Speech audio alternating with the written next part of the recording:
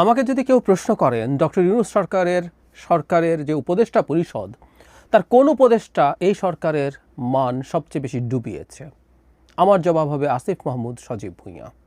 এটা ইনফ্যাক্ট গতকালের ঘটনা যেটা সবার সামনে এসছে সেটার জন্য না, তার অনেক আগে থেকেই একটার পর একটা বিতর্কিত কাজ করে চলছেন এবং তিনি ক্ষমতায় বা দায়িত্বে আছেন এখনও। এবং আমি ধারণা করি না, মোটামুটি নিশ্চিত জনাব আসিফ মাহমুদ একই জায়গায় থেকে যাবেন। এই ক্ষেত্রে ডক্টর ইউনূসের আচরণ বেশ খানিকটা আমার শেখ হাসিনার মতো মনে হয়, কিন্তু শেখ হাসিনার ক্ষেত্রে আমি একটা কারণ খুঁজে পাই, ডক্টর ইউনূসের ক্ষেত্রে কারণ খুঁজে পাই না। আমি সেই জায়গায় যাব। আমরা নিশ্চয়ই বাংলা ভিশন চ্যানেলের একটা নিউজ দেখেছি, লম্বা একটা রিপোর্ট, যেখানে আসিফ মাহমুদ সজীব ভুঁইয়ার বাবা তার এলাকায় কি করছেন এবং উপদেষ্টা পুত্রকে ভিত্তি করে এক ধরনের মাফিয়াতন্ত্র কায়েম করছেন তিনি, সেখানে রিপোর্টে তাই বলা হয়েছে। চ্যানেলটা বাংলা ভিশন, স্বাভাবিকভাবেই এই চ্যানেলকে বা এই রিপোর্টকে ডিনাউন্স করে দেওয়ার চেষ্টা করা হচ্ছে, যেহেতু এই চ্যানেলটার মালিক জনাব ইশরাক হোসেন, মালিকদের মধ্যে তিনি আছেন, এবং কিছুদিন আগে জনাব ইশরাকের সাথে ঢাকা দক্ষিণের মেয়র হওয়া নিয়ে আসিফ মাহমুদ সজীব ভুঁইয়ার একটা সংঘাত ছিল। তাই প্রশ্ন কেউ করতেই পারেন, তুড়ি মেরে কেউ উড়িয়ে দিতেই পারেন যে সেই ধারণার বশবর্তী হয়েই সেটার জন্যই তিনি আক্রমণাত্মক হয়েছেন জনাব আসিফ মাহমুদের বিরুদ্ধে। ব্যাপারটা কি এতটা সরল? আমি প্রত্যেককে অনুরোধ করব, এর মধ্যে অসংখ্য মানুষ এটা দেখেছেন, আমি তারপরও প্রত্যেককে অনুরোধ করবো রিপোর্ট একটু দেখে রাখার জন্য। এটা নিয়ে বিস্তারিত কথা বলার সুযোগ নেই, কয়েকটা ঘটনার এখানে উল্লেখ আছে, আমি সেটা জাস্ট গ্রসলি আপনাদেরকে একটু জানাই। কিছুদিন আগে মাদক ব্যবসায়ী এই অপবাদ দিয়ে একই পরিবারের মা, কন্যা এবং পুত্রকে পিটিয়ে কুপিয়ে পাথর দিয়ে থেঁতলে হত্যা করা হয়েছিল। বিভৎস একটা মব। এখন বাংলাদেশে তো আবার মব এভাবে না স্পন্টেনিয়াসলি তৈরি হয় না, পরিকল্পনা করে এক ধরনের মব, মানে মবের মতো দেখানো হয়। আসলে এগুলো আসলে মব না সেই বিবেচনায়, যেহেতু এগুলো পরিকল্পিত। এখানে দেখা যায় যে ঘটনার মধ্যে প্রচুর রাজনৈতিক দ্বন্দ্ব ছিল এবং রাজনৈতিক দ্বন্দ্বগুলোর কারণেই আসলে এখানে হত্যাকাণ্ডটা হয়েছে, এই রিপোর্টে যা বলা হচ্ছে। এবং যে হত্যাকারী আছেন, যে মদদে হত্যা হয়েছে, তিনি জনাব আসিফ মাহমুদ সজীব ভুঁইয়ার বাবার আশ্রয়ে আছেন এবং তার খুবই ক্লোজ মানুষ। এবং খুবই ইন্টারেস্টিং, একজন আওয়ামী লীগের সময় একজন আওয়ামী লীগ করা চেয়ারম্যান ওখানে এখনও বহাল তবিয়তে আছেন এবং জনাব আসিফ মাহমুদ সজীব ভুঁইয়ার বাবার সাথে তিনি ঘুরে বেড়ান এবং তাকে নিয়েই আসিফ মাহমুদ সজীব ভুঁইয়ার বাবা এই কাজগুলো করেন। আরও ইন্টারেস্টিং তথ্য আছে, আওয়ামী লীগের এমপি ছিলেন ওই সিটে যিনি, ইউসুফ আবদুল্লাহ হারুন সম্ভবত, তার ওখানে যখন নির্বাচনী ক্যাম্পেইন হয় সেই চেয়ারম্যান এবং আসিফ মাহমুদ সজীব ভুঁইয়ার বাবা আওয়ামী লীগের হয়ে সেই স্টেজে নৌকার পক্ষে ভোট চেয়েছেন। রিপোর্টে আছে এগুলো। সেই পরিবারের বেঁচে থাকা সদস্যরা পালিয়ে বেড়াচ্ছেন এবং তারা জীবনের হুমকির মুখে আছেন, কারণ তারা এই ঘটনার সাথে আসিফ মাহমুদ সজীব ভুঁইয়ার বাবা আসিফ মাহমুদ সজীব ভুঁইয়া একে দায়ী করছেন। এটা একটা ঘটনা। আরেকটা ঘটনার দিকে আমি একটু দৃষ্টি দিতে চাই। তিনটা ঘটনার কথা আছে, তিনটা পরিবার এলাকা ছাড়া এক ব্যবসায়ীর কথা আছে, আমি সেটার দিকে যাচ্ছি না।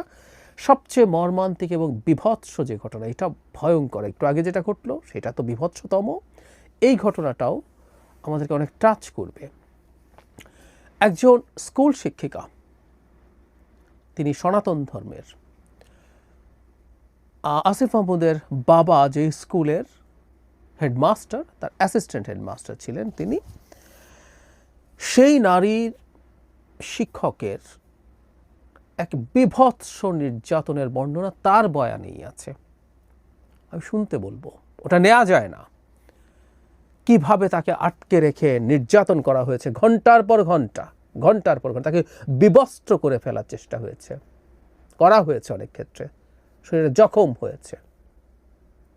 এখানেও মব, পরিকল্পিত মব, আরেক নতুন জিনিস বাংলাদেশে।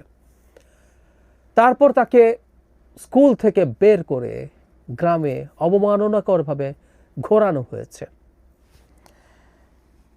জানা যায় সেটা হচ্ছে আসিফ মাহমুদের বাবা স্কুলের টাকা চুরি করেছিলেন, সেটা তদন্ত হয়, সেটা নিয়ে ব্যবস্থা হয়। সেই সময় এই শিক্ষিকা সেই স্কুলেই ছিলেন, সেই ক্ষোভ তিনি উগরে দিয়েছেন, কারণ তার এখন হ্যাডাম তৈরি হয়েছে না, তার ছেলে উপদেষ্টা হয়েছে, এবং এ ধরনের অক্ষম মানুষের হাতে, যে খুবই নন সিগনিফিক্যান্ট মানুষ, তার হাতে যখন ক্ষমতার হ্যাডাম যায়, তাদের পরিস্থিতি কোন জায়গায় যায় আমরা দেখতে পাচ্ছি। ছেলে বলি আর বাবা বলি, অত্যন্ত প্রান্তিক জায়গায় থাকা মানুষের হাতে ক্ষমতায় যাওয়ার এক বিভৎস পরিস্থিতি তৈরি হয়েছে। কোনো একদিন খোলামেলাভাবে হয়তো কিছু কথা বলবো। বিভিন্ন জায়গায় আরও নানান কিছু, ওর পুকুর দখল করো, মাছের যে পুরো সব চাষ হচ্ছে সেটা সহ দখল করে ফেলো, হেন কিছু নেই তিনি করছেন না। কোত্থেকে হয় এই ক্ষমতা আমরা খুব ভালো মতো জানি, না জানার কোনো কারণ নেই। তাকে যখন জিজ্ঞেস করা হয়েছিল, তিনি একবারই কথা বলেছেন ফোনে, তিনি দেখা করেননি। তিনি জানান যে তার ছেলে নির্বাচন করবে এই ভেবে শত্রুপক্ষ বা অন্য পক্ষ এসব করছে। খানিকটা অফ টপিক হলেও বলে রাখি, আমি এর আগে এটা নিয়ে ভিডিও করেছি। একটা অধ্যাদেশ জারি হতে যাচ্ছিল এই অন্তর্বর্তী সরকার নিয়ে, যেটা উপদেষ্টা পরিষদে পাশ হয়েছে, এবং আসিফ মাহমুদ উপদেষ্টা পরিষদের সদস্য হিসাবে সেখানে ছিলেন এবং তারা অ্যাগ্রি করেছেন। আমি দেখিয়েছিলাম ওটা, আমি এটা দেখাতে যাচ্ছি না, আপনারা যে কেউ খোঁজ নিলে জানবেন। অ্যাগ্রি করেছিলেন যারা এই সরকারে থাকবেন তারা কেউ নির্বাচন করবে না। আসিফ মাহমুদ নির্বাচন কীভাবে করছেন, কেন কীভাবে প্রস্তুতি নেন তিনি? শুধু সেটা না, এলজিআরডি মন্ত্রী হিসাবে তার অনেক এই স্থানীয় উন্নয়নের বরাদ্দের ক্ষমতা আছে, তিনি সেগুলো ব্যবহার করছেন ভালো মতো। প্রত্যেকটা কনফ্লিক্ট অফ ইন্টারেস্ট কিন্তু উনি করে যাচ্ছেন।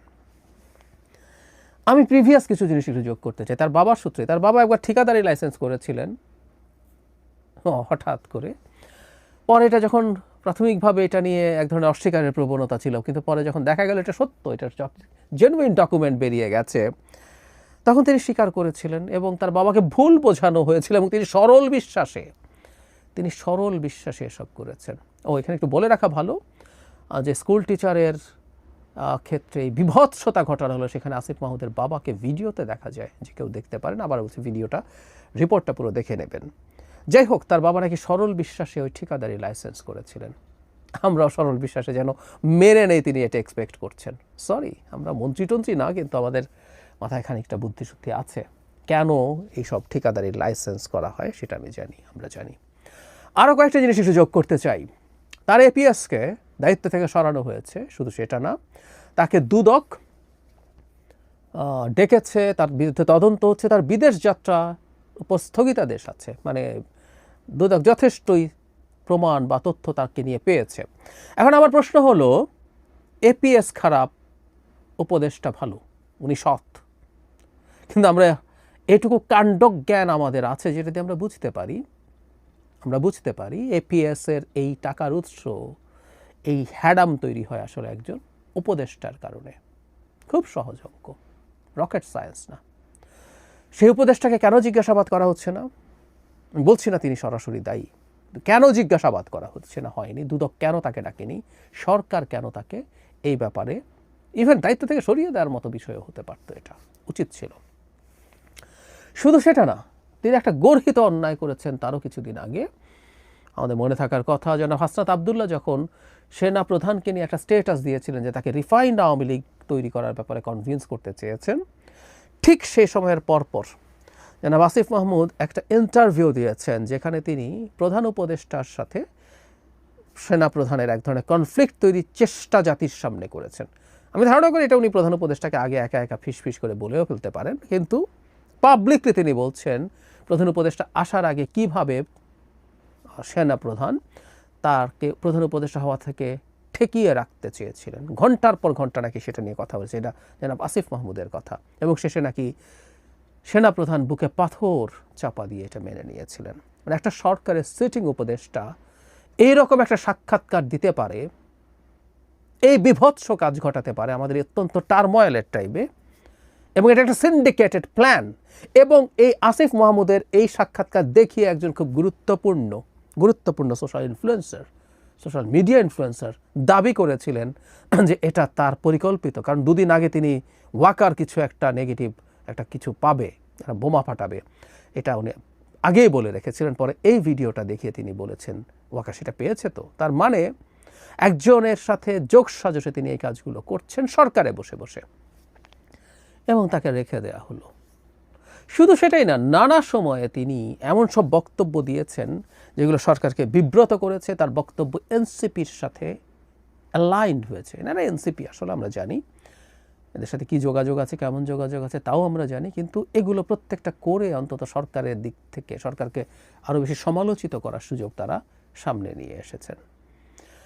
এই সব কিছুর পরও, যেমন বিশেষ করে বাংলা ভিশনের এই ঘটনার পর জনাব আসিফ মাহমুদকে, কারণ যারা ভুক্তভোগী আছেন প্রত্যেকে, এই যে টিচার আছেন তার সরাসরি ছাত্র, যে সনাতন ধর্মের যে নারী টিচারের কথা বলছি তার সরাসরি ছাত্র তিনি জনাব আসিফ মাহমুদ, এরকম প্রত্যেকের, মানে এটা না বোঝার কোনো কারণ নাই, একটা স্কুলের নন সিগনিফিক্যান্ট একজন হেডমাস্টার, নন সিগনিফিক্যান্ট একটা স্কুলের কীভাবে এতটা প্রতাপশালী হয়ে ওঠে, পাওয়ারফুল হয়ে ওঠে।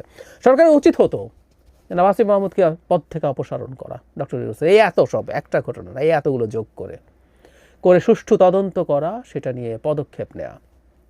কিন্তু আমি নিশ্চিত ডক্টর ইউনূস এটা করবেন না, তার এই প্রবণতা নেই। আমি আসলে জানি না কারণটা কি। শেখ হাসিনার সাথে মিলের কথা বলছিলাম, শেখ হাসিনা এটা করতেন না, কারণ স্বৈরাচারদের এক ধরনের টেন্ডেন্সিটাকে তো পোট্রে যে আমি অমনিপটেন্ট, আমি সব শক্তি আছে আমার, আমি কোনো ভুল করি না। শেখ হাসিনা নিজকে একটা গড লাইক ক্রিয়েচার মনে করতেন, তেমনি তিনি ভুলের ঊর্ধ্বে, তিনি ফেরেশতা। ফলে তিনি কোনো রকম ডিজাস্টার ঘটানো মন্ত্রীকেও সরাতেন টরাতেন না। তো ডক্টর ইউনূস কেন সেটা করেন না? অথচ ইন্টারভিউতে খুবই বিনয়ের সাথে তিনি বলেন যে আমরা তো ভুল করছি, আমরা তো শিখছি, এটা আমাদের কাজ না। যদি এগুলো হয়েই থাকে, ভুল শোধরানো তো চেষ্টা করা দরকার। স্বরাষ্ট্র উপদেষ্টা আটারলি ফেল করেন, তাকে সরানোর মতো কোনো পদক্ষেপ, কোনো পরিবর্তনের কোনো চিন্তা তার মধ্যে নেই। এটা হলো ইনএফিসিয়েন্সি। আর এখানে তো ক্রিমিনাল অফেন্সের অভিযোগ আছে, হ্যাঁ, দুর্নীতির অভিযোগ আছে, এবং এলাকায় তার বাবার মাফিয়াগিরির অভিযোগ আছে, তাকেও সরাবেন না। চাকরিদাতা জনাব আসিফ মাহমুদ তো এই গল্প টল্প করেন যে তিনিই ফোন করেছিলেন। তো ডক্টর ইউনূস কৃতজ্ঞতা দেখাচ্ছেন, কৃতজ্ঞতা দেখাতে দেখাতে তিনি তার কত বড় সুনামের ক্ষতি করছেন উনি ধারণা করতে পারছেন না। এবং অবিশ্বাস্যভাবে ক্ষমতার চেয়ারে বসে একই ধরনের অন্ধত্ব সম্ভবত সবারই তৈরি হয়, কম আর বেশি। এটা তার মতো মানুষের কাছ থেকে আমরা এক্সপেক্ট করি নাই। উচিত হতো অবিলম্বে, এখন না আরও বেশ আগে, আসিফ মাহমুদকে ক্যাবিনেট থেকে সরিয়ে দেয়া উচিত হতো। কিন্তু না, সেটা করা হয়নি, করা হবে না। আমরা এই জিনিসগুলো জাস্ট জেনে রাখলাম, জেনে রাখা হলো। এগুলো আমাদের ভবিষ্যৎ বাংলাদেশের রাজনীতির জন্য খুবই গুরুত্বপূর্ণ হয়ে উঠবে নিশ্চয়।